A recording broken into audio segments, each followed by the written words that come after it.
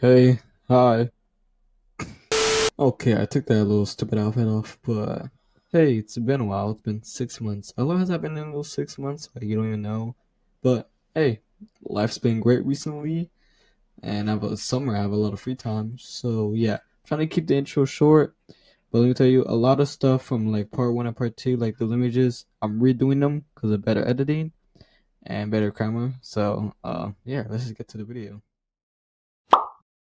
This is the most popular photo on this list because everybody on the internet knows who Jeff the Killer is and the impact it had on the creepypasta community. The creepypasta became popular due to its many fangirls, the main inspiration for other stories, and he became one of the most popular creepypastas and had many people hating on it, saying that the image and the story were garbage, which ended up with Wikipedia websites taking down the Jeff the Killer pages and soon having a remake of it. Where the image came from is unknown because the image has been seen in a few things that were on the internet before the creepypasta was created. The first one is just a theory, and is that the original Jeff the Killer picture was a Photoshop image of a girl named Katie Robinson who allegedly committed suicide due to excessive bullying. The second spotting of the image was in a video cut in an temporary broadcast where you could see Jeff's face appear for a split second while there's a text that says good night. The third spotting of the image is on a Japanese message board named Paya.cc. And the latest theory is the most convincing lead to the Jeff the Killer origin. A post on the Reddit r/lost media brought to light about a woman who might be the original Jeff the Killer picture. An overall summary of what you just said was that a woman named Mariko made online pages of her diet diary of her attempting to lose weight, and soon a lot of harassment came her way.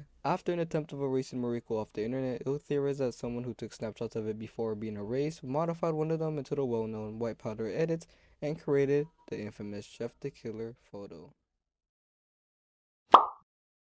So I know you have seen this unsettling image before on the internet since it has been shared across everywhere. The name is Pinhead and it got popular from it being the next spot in the backrooms. The figure has an unusual appearance with an extremely deformed face, having no pigmentation, hair, lips, and eyebrows. Its skin is pale, has dead eyes surrounded by dim shadow, and has a convex nose, large smiling mouth with blood coming out of it. The origin of the image is simple. It came from an artist named Trevor Henderson on Reddit, and here is the full-size picture.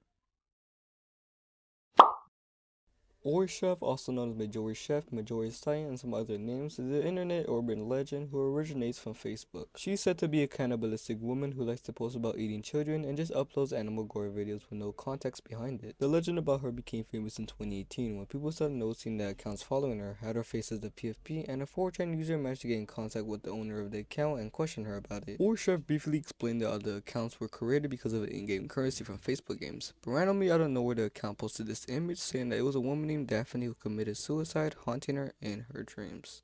The famous Ori Chef profile picture is a Filipino woman by the name of Majori. On the woman's Facebook account it says that she worked as a bank woman, a waitress, and went to YouTube University. But where did the infamous creepypasta picture come from? Well, it was just a selfie from a nice innocent lady who just became a victim of social media, and someone on the internet just constructed the image up and uploaded it. The image got popular off an incident during the 90s and 2000s, where a TV channel in Mexico called Canal 5 ran a segment known as Service to the Community that would show images of people that have gone missing along with a voiceover describing each one of them. During 2001, one of the people reported was a woman named Selen the Godo, where she appeared on broadcast where randomly the photo glitches to an unsettling image containing a man with short hair, bloodshot eyes, a big nose, and frowning lips. People started making theories about the woman, with some saying the image was AI generated, and eventually ended up becoming a popular Mexican urban legend. The image that was randomly glitched to was not actually from the broadcast, but it was rather a police sketch of Derek Todd Lee, the Baton Rouge serial killer. This image is often associated with Selen the Godo due to the number of creepy videos comparing them and a lot of other faces, though it is not an original picture of her. So maybe you have seen this image. It got popular off of many videos on YouTube and TikTok for its unsettling and unnerving vibe. Like, take this as an example. Please go check outside your home. Please go check outside your home. You can see why it got popular so quickly, and there's so many questions about this, but the main one is, who was the person in this video? Where this image came from was from a company that creates high quality, hyper realistic animal masks, which the creator or employee made a video showing off the dolphin mask, and of course it was unsettling and created many creepypastas.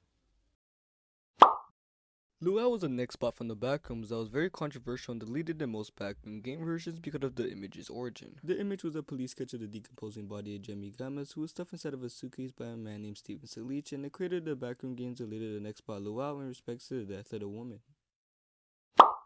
Momo's an internet urban legend who originates in 2018, and she appears to be a young woman with long black hair, huge eyes, and a big smile. The story of Momo started spreading on July 14, 2018, when a YouTube user Gloomyhouse created a video talking about the legend. He goes on to say that there are different phone numbers you can use to contact Momo on WhatsApp, and once the person gets in contact with Momo, the person behind it will start leaking all the personal data and information about the person. But in 2019, a thing called the Momo Challenge was created. The Momo Challenge was reported that children were being harassed by username Momo to perform a series of dangerous acts, including violent attacks, self-harm, harming others, and suicide. And even worse, there were videos of Momo on YouTube Kids telling kids to do horrible things, which that situation came to light when Kim Kardashian posted on her profile about Momo starting to appear in various YouTube videos and cartoons. This hoax did end up leading kids to suicide and became a huge thing on the news.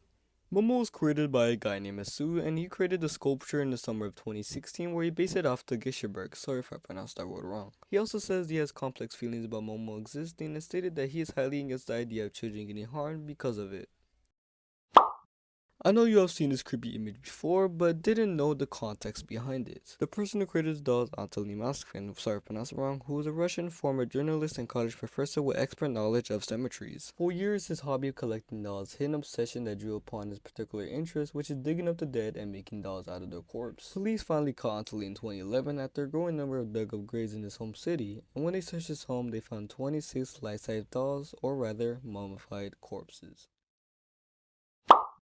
There is no answer when the Photoshop image was made on the internet, but we know where the original picture is from. Back in the 90s on Windows computers, there was a software called Kai's Power Goo, and it's a manipulation tool based off the photo plugin Kai's Power Tools, which allows users to edit photos in weird, wacky ways. And there was a section called the Fusion Room where we could fuse images together, and the cover for it is where the iconic ugly man with pigtails image came from.